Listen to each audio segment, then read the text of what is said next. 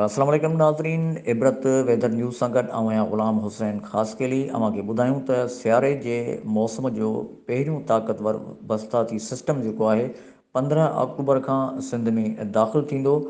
उत्तर ओलह सिंध में दाख़िलु थियण खां पोइ बरसाति जेका सियारे जे मुंद जी ओलह जो सिस्टम आहे 16 अक्टूबर खां बरसाति में वधीक इज़ाफ़ो थींदो। या बरसाति जा ककर जेके आहिनि सो सॼी सिंध में दाख़िलु थींदा ऐं हिन बरसाती सिस्टम सां अरबी समुंड जेको आहे हवाऊं आहिनि उहे बि हिन जूं मदद कंदियूं। ऐं 15 अक्टूबर खां 20 अक्टूबर ताईं सिंध जे मुख़्तलिफ़ इलाइक़नि में गजगोड़ खिमण ऐं तेज़ हवाउनि सां बरसाति जा इम्कान मौजूदु आहिनि।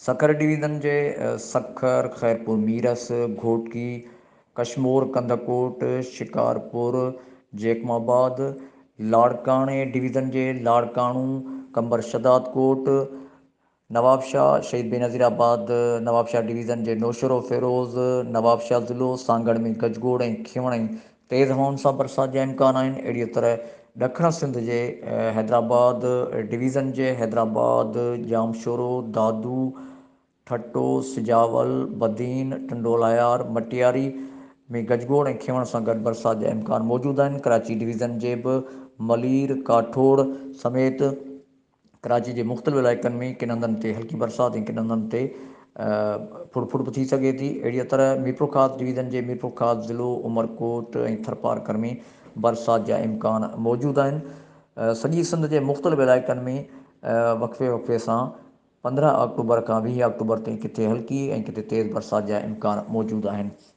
इन बरसाति जे वसकारे सां सियारे जे थधि में बि इज़ाफ़ो थी वेंदो ऐं मौसम तब्दील थी वेंदी।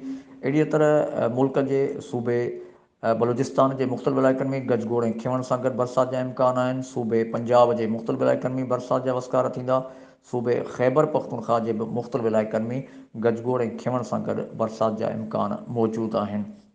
मौसम जे इन ताज़ा तरीन अपडेट ते इबरत वेदर न्यूज़ मां ग़ुलाम हुसैन ख़ासि करे ॾींदा इजाज़त। अल्लाह हाफ़िज़।